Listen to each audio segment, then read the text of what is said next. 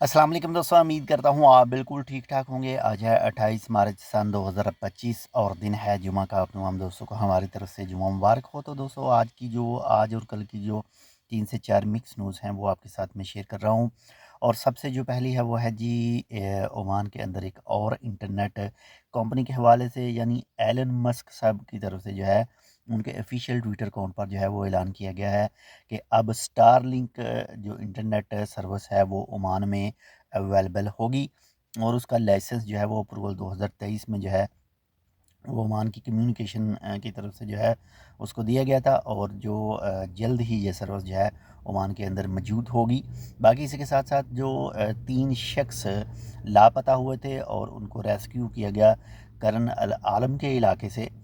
और बाकी अगर बात करें ईद उल फितर 2025 की, यानी जो मून साइटिंग कमेटी है उनकी तरफ से तमाम दोस्तों को दावत दी गई है, वो चाहे ओमानी हैं वो चाहे खारजी हैं। उनको कहा गया है कि कल यानी 29 मार्च सन 2025 और बरोज़ हफ्ता को जो है वो मून साइटिंग में हिस्सा ले सकते हैं, यानी चाँद देखने में अपना किरदार अदा कर सकते हैं। और टेलीफ़ोन नंबर जो दिए गए हैं, जो महकमे की तरफ से नंबर हैं वो दिए गए हैं कि अगर किसी को भी किसी के इलाके में, किसी भी अपने इलाके में चाँद नज़र आता है तो वो उनको टेलीफ़ोन करके बता सकते हैं कि इस इलाके में चाँद नज़र जो है वो आया है।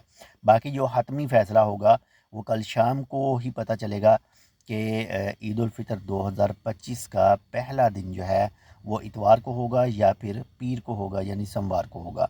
बाकी इसके हवाले से जैसे कोई अपडेट है कि इंशाल्लाह आपके साथ वो भी शेयर करेंगे। इसके साथ ही बात करते हैं वीज़ा के लिए, यानी जो पाकिस्तानियों के वीज़े के हवाले से अभी तक फ़िलवक्त के लिए कोई अपडेट सामने नहीं आ सकी है।